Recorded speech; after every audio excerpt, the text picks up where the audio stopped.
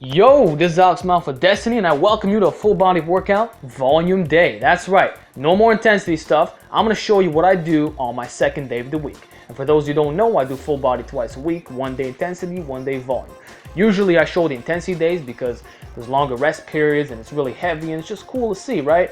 But this time around I'm going to show you the volume stuff, which is basically super high reps, low weight, low rest, and it's very intense. You'd think that because the weight is lighter that this is going to be an easy workout, but you're 100% wrong. In fact, once you get to the middle of the video, I have a very special surprise for you, so stay tuned for that. Anyway, I begin off with this Landmine Z Press, which is another special exercise that I've been using. It is very difficult compared to the 2-arm standing and 2-arm kneeling. Like, the weight you're going to have to use will be around 50% less than your standing weight. And what I'm doing right now is the repetition method. So 3 sets of 10-20 reps to failure. And it's basically pumping up my delts like nothing else. And it's also, this exercise, when you do it sitting down, like in the Z press position, it works your upper back to a large extent. It's really the worst possible leverages you could think of. It's all moment arms, because what you have to understand is that the bar, the edge of the bar, is further away from the center, which means there's a longer moment arm, which makes exercise harder. That's why a lot of taller dudes, when they do landmine presses, it's a lot easier. Like, my best was like 4 plates and a 10 or 15 for a good 5 reps, yet I know tall guys that they could rep that out super easily. That's because there's less moment arm action. So that's it for that. Let's move on to the second exercise. So I'm doing the 1-arm dumbbell press, kneeling position, and you could see I'm only using 45 pounds, but that's what I'm talking about. This is a volume day. It's not supposed to be heavy, it's supposed to be balls to the wall, all right? So I'm doing 20 reps per side, which is very draining, and if you notice, I'm using a fast tempo. I know people are gonna say, I don't understand, Alex, aren't you trying to do hypertrophy training in a way? Shouldn't you be lifting slowly? And honestly, guys, I don't buy slow reps. I just don't. I don't buy them for hypertrophy. I don't buy them for performance. My philosophy is this: get big, get strong to get big. And I use a rep range that is extremely fast. If you want to be explosive, you got to train to be explosive. That's as simple as that, man. Like, when I used to do dynamic effort benching, when I was really focusing on that bench, it would go up like crazy, right? When I would attach bands to the bar, it would shoot me down faster than the speed of gravity. This got me jacked, this got me strong. So no, I will never use slow form, ever. I'm just concerned about getting the weight from point A to point B as quickly as possible. This allows you to recover much better, it gives you better performance, and it's just the way to go. So even though it's higher volume, you still gotta do the reps fast. So this is how it is, man. 45 pounds, 20 reps per side. And let me tell you a little secret, right, about doing these volume days. The rest periods are extremely low. That's right, you're resting like 15 to 30 seconds on average between sets. Sometimes you go up to 90, sometimes you even go up to 2 minutes, but you don't go past that point. So look at my freaking, look at that. Honestly, if you see delts like this, it looks like I'm a fucking juicer, right? But no, this is just a pump. You never see me pump because all of my videos are in my room or in regular lighting.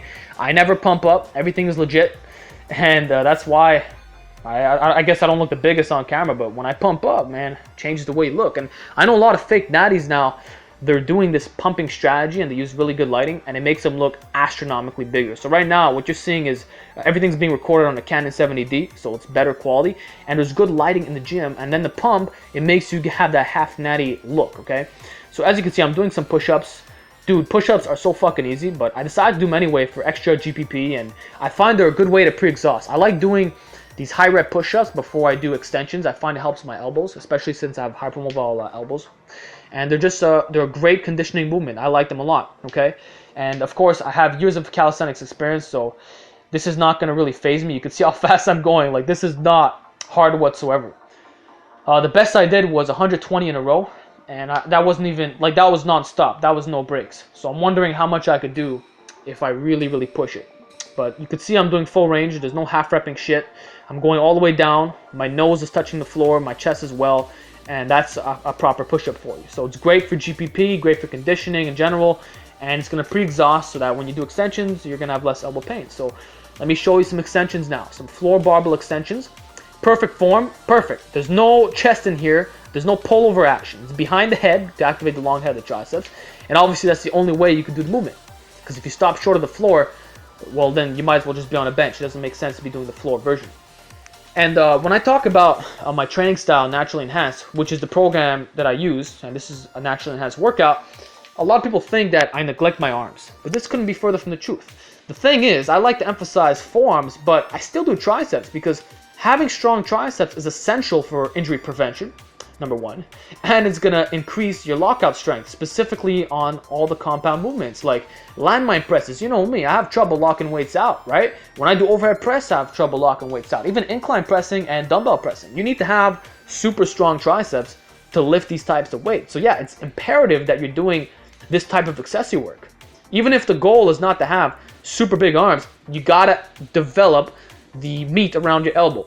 It's super important for performance. So that's why I'm doing extensions. It's not because I want to have Mr. Universe arms. No, it's because I'm doing this for performance benefits. And that's why my arms have not lost any size since I started running naturally enhanced. I'm 16.25, pretty much maintained.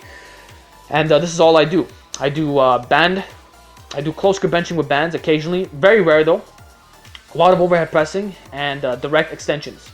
So that's my secret to arm development. As simple as that. There's nothing complicated here. There's no arm days. You know, I'm not doing a million push downs or a million different tricep movements. It's just a basic compound followed by a basic extension. That's really the best thing you can do.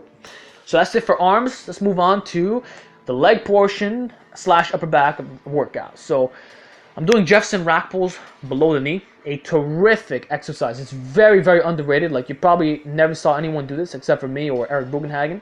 But this will really work your obliques like nothing else. And it's a great way to pull. I did 675 last week in the same height below the knee. And the plates were 4.5 inches off the ground. And see, I'm showing you right now. I'm not bullshitting. This is below the knee. It's the lowest height in the rack. You can see, there you go. That's 4 inches, 4.5 at the max. See, below the knee. So we're gonna do some high reps, 495, 2 sets of 10. I should have done 3 sets of 10, but you're gonna find out soon enough why I didn't do that. At this point, I'm starting to get a bit uneasy, if you will. You see, I had a lot of food before I came in. An hour before I came to the gym, I ate a whole lot of food. And that probably wasn't a good idea, but you know what? I'll just leave it at that for now. This is, let's move on to set 2, shall we? Set 2, I decided to strap up because it was actually ripping open my hand. The thing is, I'm becoming a little bit dependent on these straps. For rack pulls anyway, fuck. There's something about straps. It's just addicting. Like, I used shitty straps for years, right? So now that I'm using the Ironmind, which I highly recommend and I'm not affiliated, I find that it's so much easier. It takes tension off the grip, puts it on the upper back. Exactly what you want. Sure, I could do without, but I'm doing volume training right now, and I'm trying to hit the back, not the grip. I can do the grip later. So now we're going to do some overhand Yates rows, okay? The Yates row is typically done underhand with a very high back angle. And of course, it was popularized by Dorian Yates, who had one of the best backs of all time. Now, I'm aware that he was on drugs, and he has good genetics as well, but you know what? I still like the exercise. I find it really hammers the upper back. It's an overloading movement, and it does carry over to your standard rows, okay? So it's going to be about double the reps of your regular row. So if I could do 3 plates for 10, then I'll do 3 plates for 20. And actually, 20 is probably not even the limit. So I did 3 sets of 20 on these. I'm only showing you the first 2 sets because 20 reps is a rather long time. But this is the Yates row, the overhand Yates row. I like overhand rows. I don't like doing it underhand. And this will really, really build that yoke. And you can see I'm sloppy, right? I don't give a fuck. This is how you build a big back. Some people have said that I have one of the best natty backs on YouTube. Well, it's because I do shit like this. Cheat rows, cheat shrugs, fuckload of rack pulls. Like, this stuff really, really works for getting jacked. So now I grabbed the heaviest dumbbell in the rack, the 140s. It's not really a good angle that I filmed from. It doesn't really showcase the trap development or anything, or the form that good. But shit, man, I'm going up to 20 reps, right? I was gonna do more than 20, but suddenly I feel something in my body. I feel something. I literally feel the cucus right here, man. Damn straight. I fucking knew it.